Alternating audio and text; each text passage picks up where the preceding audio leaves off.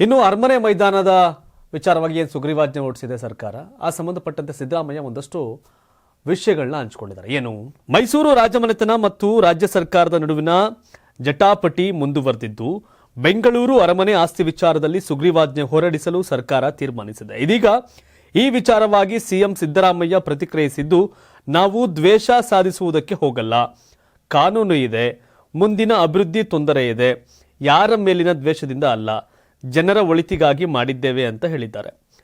ಮಾಧ್ಯಮಗಳ ಜೊತೆ ಮಾತನಾಡಿದಂಥ ಸಿಎಂ ಸಿದ್ದರಾಮಯ್ಯ 3014 ಕೋಟಿ ರು ಅಂದರೆ 1 ಎಕರೆಗೆ 200 ಕೋಟಿ ರು ಹೆಚ್ಚಾಯಿತು. ಇಷ್ಟು ದರ ಬೆಂಗಳೂರಿನಲ್ಲಿ ಎಲ್ಲಿದೆ, ಜನರ ಮೇಲೆ ಏನು ಪರಿಣಾಮ ಬೀರುತ್ತೆ ಅಂತ ಹೇಳಿದ್ದಾರೆ. ಸರ್ಕಾರಕ್ಕೆ ಹೊರೆ ಆಗಬಾರದು ಅಂತ ನಾವು ರಸ್ತೆ ಅಗಲೀಕರಣ ಮಾಡುತ್ತಿರುವುದು ಅಲ್ವಾ, TDR ಸರ್ಕಾರ ಕೊಡುವುದಕ್ಕೆ ಆಗದಿದ್ರೆ ಪ್ರಾಜೆಕ್ಟ್ ಮಾಡ್ತೇವೆ ಅಂತ ಹೇಳಿದ್ದೀವಿ. ಮುಖ್ಯ ವಿಚಾರ ಇನ್ನೂ ಇತ್ಯರ್ಥ ಆಗಿಲ್ಲ, ಹೈಕೋರ್ಟ್ನಲ್ಲಿ ನಮ್ಮ ಪರ ಆಗಿದೆ, ಈಗ ಸುಪ್ರೀಂ ಕೋರ್ಟ್ ಮೊರೆ ಹೋಗಿದ್ದಾರೆ, ರಾಜ್ಯದ ಅಭಿವೃದ್ಧಿಗೆ ತೊಂದರೆ ಆಗಬಾರದು ಎಂದಿದ್ದಾರೆ. ಸುಗ್ರೀವಾಜ್ಞೆ ಮೂಲಕ ಜಾಗ ವಶಕ್ಕೆ ಪಡೆಯುವ ಮುಕ್ತ ಅವಕಾಶ 1996ರಲ್ಲಿ ಬೆಂಗಳೂರು ಅರಮನೆ ವ್ಯಾಪ್ತಿಯ 472 ಎಕರೆ ಭೂಮಿಯನ್ನು ಸರ್ಕಾರ ವಶಕ್ಕೆ ಪಡೆಯಲು ಒಟ್ಟು 11 ಕೋಟಿ ರು ನಿಗದಿಪಡಿಸಿತ್ತು. ಅಂದು ಎಕರೆಗೆ 2,30,000ದಂತೆ ದರ ನಿಗದಿ ಮಾಡಲಾಗಿತ್ತು. ಆದರೆ ರಾಜಮನೆತನ ಇದನ್ನು ಪ್ರಶ್ನಿಸಿ ಕೋರ್ಟ್ ಮೆಟ್ಲೇರಿತ್ತು. ಇಂದಿನ ಮಾರುಕಟ್ಟೆ ದರ ಎಕರೆಗೆ 200 ಕೋಟಿ ರು ಆಗುತ್ತದೆ. ರಸ್ತೆ ಅಗಲೀಕರಣಕ್ಕೆ ಬೇಕಾದ 15 ಎಕರೆ 36 ಗುಂಟೆ ಜಾಗವನ್ನೇ ವಶಕ್ಕೆ ಪಡೆಯುವುದಾದರೆ ಎಕರೆಗೆ 200 ಕೋಟಿ ರು ಬೆಲೆ ಆಗುತ್ತದೆ. ಒಟ್ಟು 3,000 ಕೋಟಿ ಆಗುತ್ತೆ. ಇದು ಅಭಿವೃದ್ಧಿ ದೃಷ್ಟಿಯಿಂದ ಕಾರ್ಯ ಸಾಧುವಲ್ಲ. ರಾಜ್ಯ ಸರ್ಕಾರ ಅರಮನೆ ಭೂಮಿಯನ್ನು ವಶಕ್ಕೆ ಪಡೆಯುವುದಾದರೆ TDR ಕೊಡಲು ಸಾಧ್ಯವಿಲ್ಲ. ಹಾಗಾಗಿ ಸುಗ್ರೀವಾಜ್ಞೆ ಮೂಲಕ ಜಾಗವನ್ನು ವಶಕ್ಕೆ ಪಡೆಯುವ ಮುಕ್ತ ಅವಕಾಶವನ್ನು ಸರ್ಕಾರ ಇಟ್ಕೊಂಡಿದೆ ಅಂತ. ಅಂದರೆ ಅಷ್ಟು ಕೊಡೋಕ್ಕಾಗಲ್ಲ. ಈಗ ನಾವು ಜನರಿಗೂ ನಿನ್ನೆ ಪ್ರಮೋದ ದೇವಿಯವರು ಮಾತನಾಡ್ತಾ ಹೇಳ್ತಾ ಇದ್ರು, ಜನರಿಗೂ ಎಲ್ರಿಗೂ ಒಂದೇ ಕಾನೂನು, ರಾಜಪ್ರಭುತ್ವ ಇಲ್ಲ, ಆಚೆ ಈಚೆ ಸಹಜ ಪ್ರಶ್ನೆಗಳು ಬರೋದಾದರೆ ಜನರಿಗೆ ಏನು ಪರಿಹಾರ ಕೊಡ್ತೀರಿ ಅದೇ ಪರಿಹಾರ ಕೊಡಿ.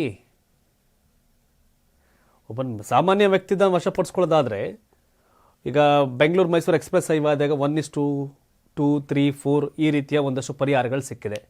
ಅಂದರೆ 1 ಕೋಟಿ ಬೆಲೆ ಬಾಳಿದ್ರೆ 2 ಕೋಟಿನೋ 3 ಕೋಟಿನೋ ಈ ಥರದ ಲೆಕ್ಕಾಚಾರಗಳು, ವ್ಯಾಲ್ಯೂಯೇಷನ್ನು. ಸೊ ಈ ರೀತಿ ರಸ್ತೆಗೆ ಮಗದೊಂದ್ಗೋ ಬಳಸ್ಕೊಂಡಾಗ 2 ಪಟ್ಟು 3 ಪಟ್ಟು ಕೊಡುವಂಥ ಲೆಕ್ಕಾಚಾರಗಳಿದೆ. ಸೊ ಹಾಗಾಗಿ ಆ ರೀತಿ ಕೊಡಿ ಅನ್ನೋದು ಪ್ರಮೋದ ದೇವಿಯವರ ಬೇಡಿಕೆ. ಕೋರ್ಟಲ್ಲಿ ತೀರ್ಮಾನ ಮಾಡ್ಕೊಳ್ಳೋಣ ಅಂತ ಹೇಳ್ತಿದ್ದಾರೆ.